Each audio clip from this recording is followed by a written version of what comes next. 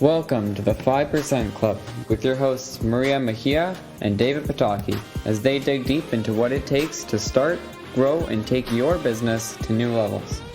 They do this by demystifying common mistakes, roadblocks, and pitfalls by handing you strategies, tips, and hacks. Get your pen and paper ready because here they are.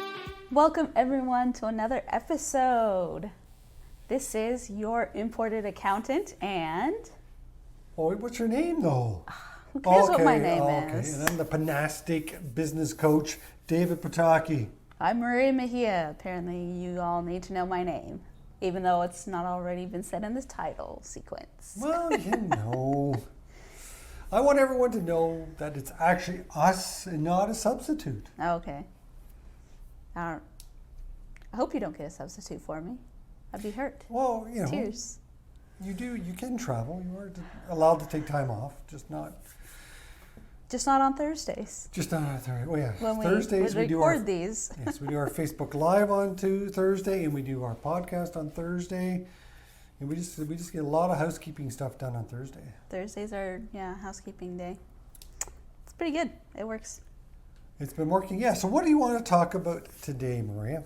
So today I was thinking maybe we can talk about, joint ventures. We kind of touched upon them in previous episodes, try and find a joint venture, someone you can work with, helping with the bundling. You can re-listen to the bundling episode where we kind of talked about, bundling and working with other people to create those bundles if you're not able to give certain services. So let's just talk more and mainly about, why should people have joint ventures and how can we find other businesses to venture with?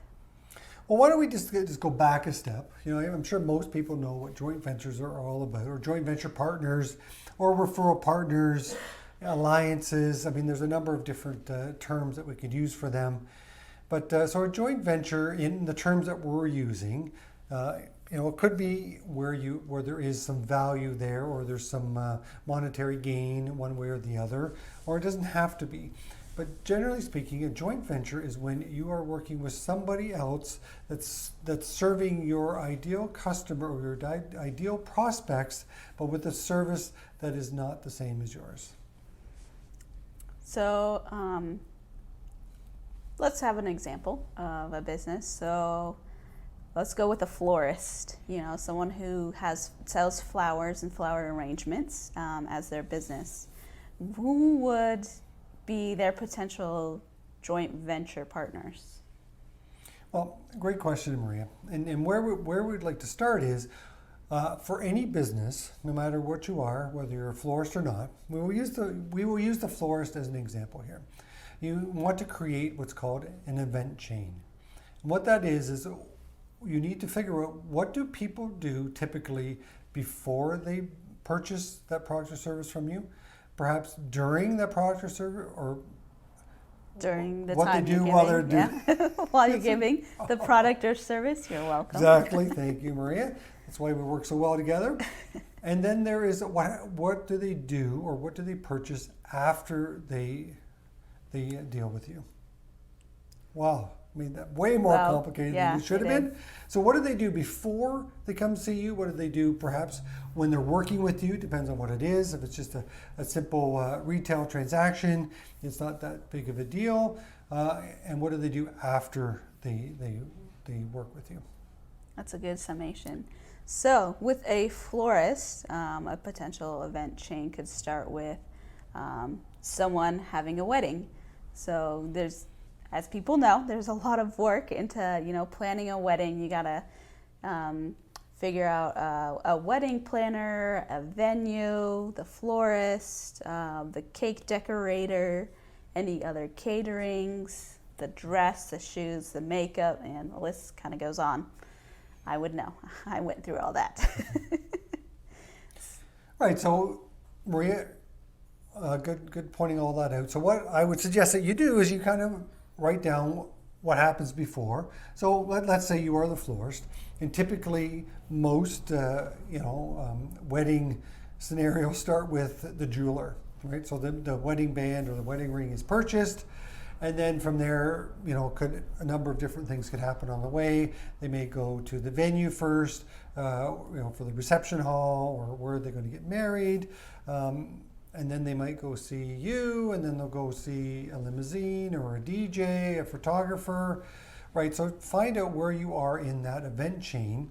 And then anyone above you is someone that you are in a position to refer to. And anyone below you, you are in a position to anyone above you gives you the opportunity for them to refer to you. And anyone below you, you are in a position to refer to them. So there are two different relationships, but they can equally work really well because perhaps someone is going out of order. So if you are, typically they go to the limousine or horse carriage people after they deal with you, but maybe you go to them and you're referring to them, then they might be able to refer back to you. Going back and forth, and it's not exclusive. You can refer, like David said, if someone goes in a different order than traditionally people use, still have that communication with them, saying like, hey, if they come to you, send them to me. If they come to me first, I'll send them to you. Right, so that's the best way to identify ideal joint venture or referral partners, whichever the name is that you want to use. And then you ask, so why should I get some joint venture partners? Maria, why would you want to look for some joint venture partners? The potentiality of more business. Having a joint venture is more or less having a free salesperson.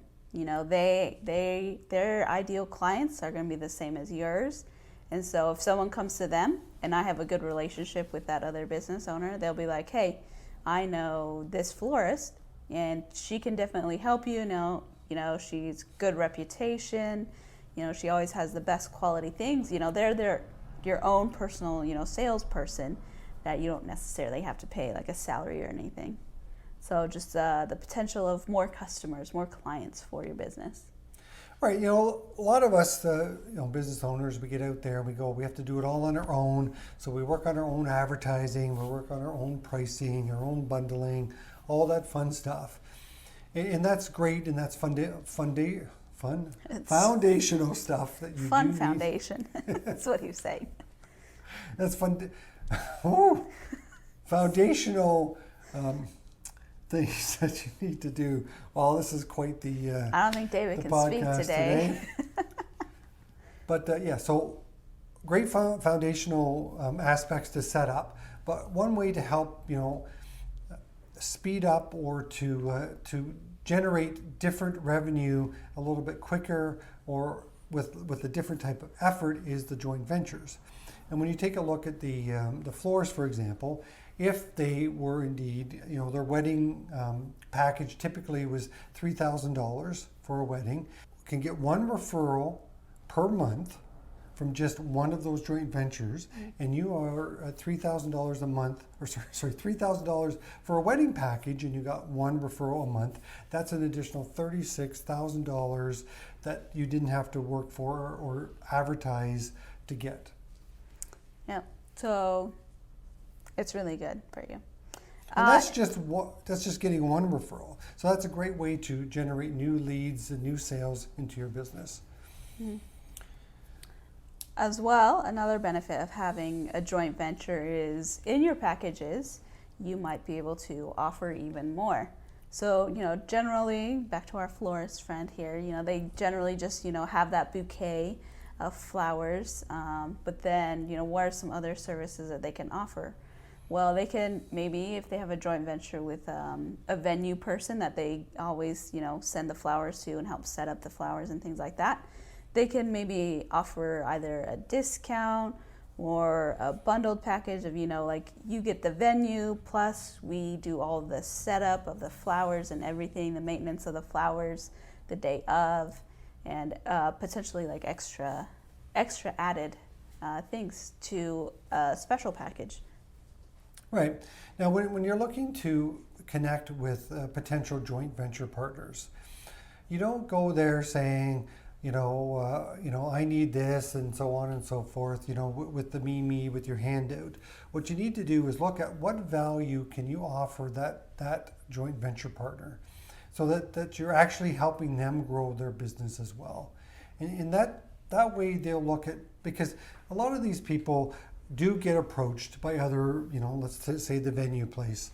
I'm sure the venue, that particular venue gets approached probably on a weekly, if not monthly basis, whether it's a florist or a photographer saying, make me your in-house Preferred, florist and preferred vendor, and so on and so forth.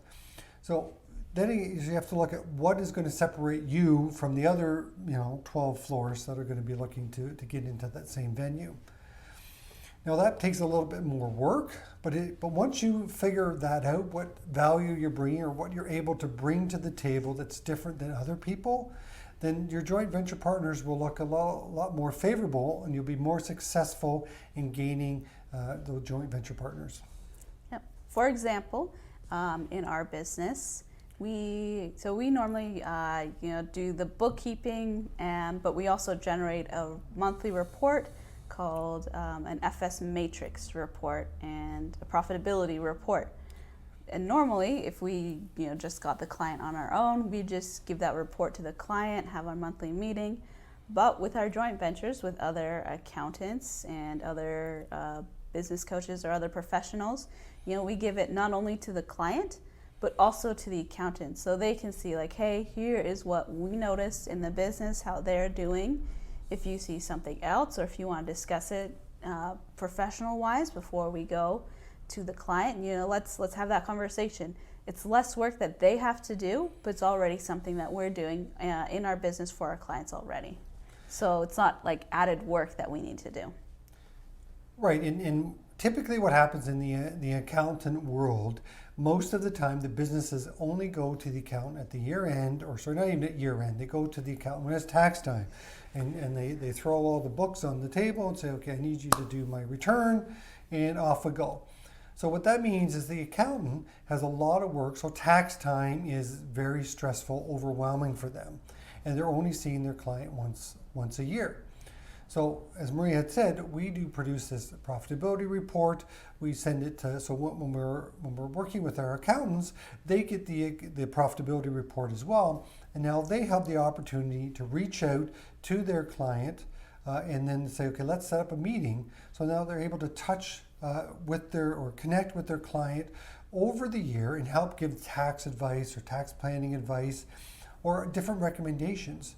But they're able to help give more value to their client. So we're helping the client by giving them the value of that profitability report, and that helps, again, the accountant be able to do the same thing. Now they have another opportunity to start generating more revenue, because obviously when they meet with the client, a few more times, hopefully quarterly, if not monthly, then that's more revenue for the accountant.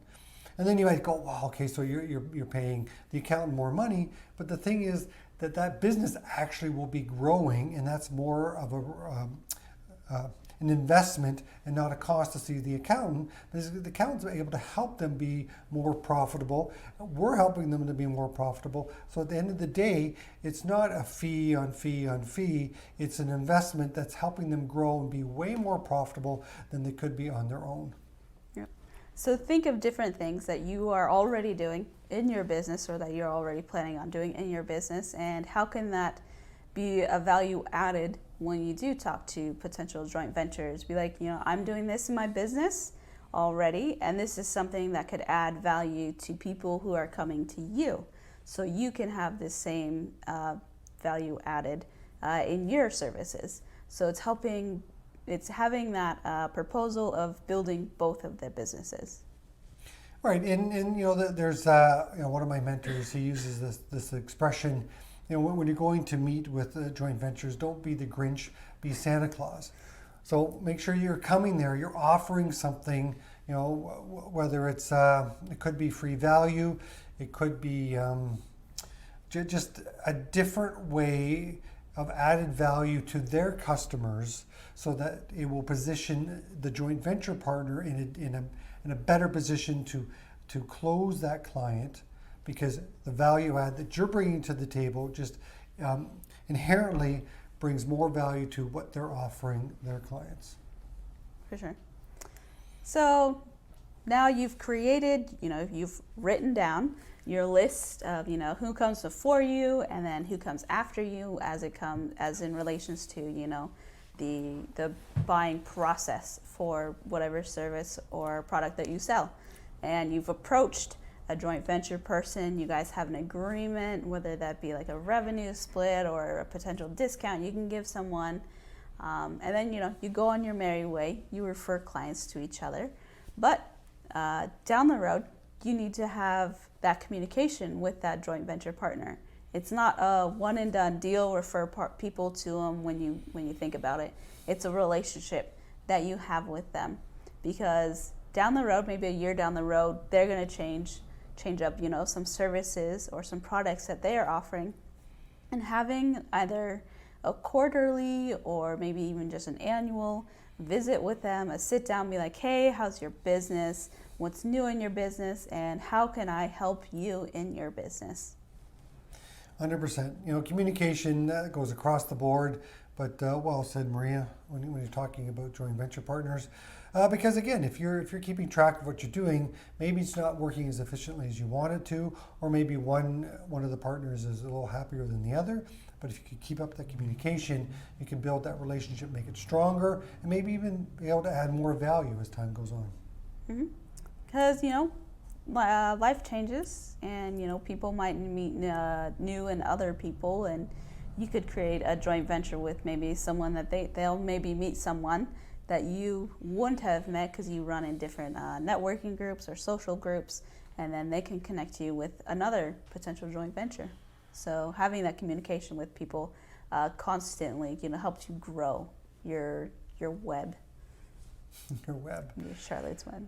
Or they say the hub, Your hub. That's another way to look at it. I mean, if you are able to be a hub, able to refer people, then, you'll become, so the reciprocal referrals will start to happen as well. Now, all these referral partners it doesn't have to be a formal arrangement. It could be just an informal reciprocal agreement, but obviously depending on what it is and what industry you're in and what the joint venture is, there could be a commission-based scenario or something along those lines. It all depends on what the comfort level of the two partners are. Well, you just answered the question I was going to ask you, so now I got to think of a different question. So yeah, well, I don't know about another question, but we don't want to say too many different things here. So the key is sit down, figure out what your event chain is, who is a potential referral partner for you. And then the second and maybe more important item to do is when you approach them, what value are you going to bring to the relationship so that A, you're not just like everybody else, and B, that you're actually adding to what they offer, so it's actually better for them to attract new clients or be able to potentially increase the revenue per client, as we talked about in the accountant scenario. If they're only meeting once a year, then that's just one fee. But if they're able to meet quarterly, then the accountant actually is generating more revenue from the same client base. So that value there is massive to the accountant, because they don't have to spend any money on marketing. They don't have to spend any extra dollars. All they're doing is adding, allowing us to bring added value to the table. For sure. Do you have... Okay, so now we kind of talked about, the positives and things like that. Is there maybe a negative or downfall or something that people should look out for when either reaching out to someone for a joint venture or when someone reaches out to them for a joint venture? Is there anything that we can look out for, like a red flag, maybe? Well, I think that the biggest red flag, no matter which way the relationship goes, is what is the motivation of the joint venture? If all they're worried about is making more money and building a relationship with the clients is not a priority to them, then I think that's one of the biggest red flags. And I would suggest, like, once you've done your event chain, then I wouldn't just go to the first venue and work on them to become a partner with you, do some homework. Go online, look at reviews, see if you can find out what kind of reputation they have, because obviously their reputation it could adversely affect your relationship, right? So, and for sure, make sure that you are in the right mindset, that you're into building value for the client, and you're not just looking for money, money, money, money, as a certain TV show used to say. Look, it's about building relationships, and anything that's long term, it's always about building a relationship with the customers or with the prospects. Yep. So, we've talked previously about, having a written out, not a business plan, but a statement, a value statement, I think. I don't know what the right word is, but, the statement that, what does your business stand for? What is it that it embodies?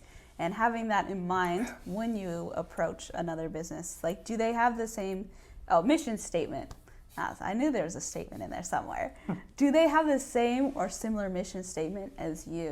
Do you both have the same values of whether that being, giving a product or service at the lowest cost, or helping as many people as possible?